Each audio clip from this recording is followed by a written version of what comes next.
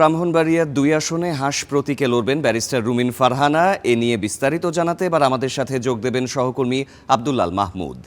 মাহমুদ, হাঁস প্রতীক বরাদ্দ পাওয়ার পরে রুমিন ফারহানার প্রতিক্রিয়া জানতে পেরেছেন কিনা? ওই এলাকায় যে নির্বাচনী পরিবেশ কেমন দেখা যাচ্ছে? আমরা সকাল থেকেই ছিলাম ব্রাহ্মণবাড়িয়া জেলা রিটার্নিং কর্মকর্তার কার্যালয়ের সামনে।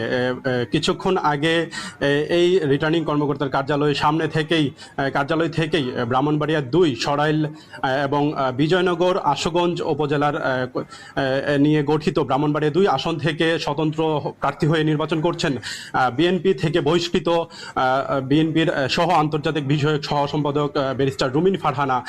তিনি এই ব্রাহ্মণবাড়িয়া ২ আসন থেকে নির্বাচনের জন্য নির্বাচনী প্রচারণার শুরু থেকেই তিনি যেটি প্রত্যাশা করে আসছিলেন, তিনি ব্রাহ্মণবাড়িয়ার ২ আসনে নির্বাচনের ক্ষেত্রে তিনি হাঁস প্রতীক চাইবেন এবং আজকে জেলা রিটার্নিং কর্মকর্তা তাকে সেই হাঁস প্রতীকটি বরাদ্দ দিয়েছেন। এবং আমরা যেটি লক্ষ্য করেছি, এই হাঁস প্রতীক নিয়ে রুমিন ফারহানার পক্ষ থেকে বেশ উচ্ছ্বাস ছিল। এই হাঁস প্রতীক নিয়ে তিনি বেশ কিছু বারবার বলছিলেন যে এই হাঁস প্রতীক নিয়ে তিনি নির্বাচনে লড়বেন এবং এই হাঁস প্রতীক পেয়ে তিনি যে উচ্ছ্বাস প্রকাশ করেছেন এবং ওনার যে সমর্থকরা ছিলেন ওনারাও এই হাঁস প্রতীক পেয়ে জেলা রিটার্নিং কর্মকর্তার কার্যালয় থেকেই উচ্ছ্বাস নিয়ে ওনারা বের হয়েছেন। এবং আমরা যেটি লক্ষ্য করেছি, জেলা রিটার্নিং কর্মকর্তার কার্যালয়ে এই হাঁস প্রতীকের পক্ষে অন্য কোনো প্রার্থীর কোনো আবেদন না থাকায় একদম বিনা প্রতিদ্বন্দ্বিতায় ব্যারিস্টার রুমিন ফারহানা তার কাঙ্ক্ষিত হাঁস প্রতীকটি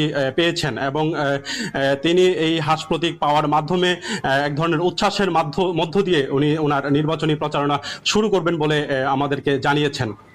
ধন্যবাদ। ব্রাহ্মণবাড়িয়া ২ আসনে প্রতীক বরাদ্দের পর খবর জানাচ্ছিলেন সহকর্মী।